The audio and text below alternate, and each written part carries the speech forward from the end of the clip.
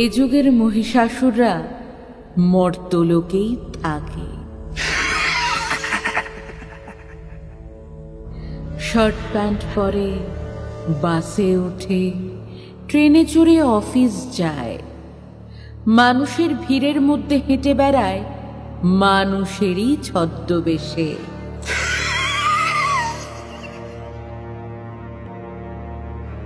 চায়ের দোকানে বসে চা খাওয়ার সময় রাস্তা দিয়ে হাঁটতে হাঁটতে হঠাৎ থমকে গিয়ে তারা শুধু খুঁজে বেড়ায় নিজের খিদে মেটানোর শিকার।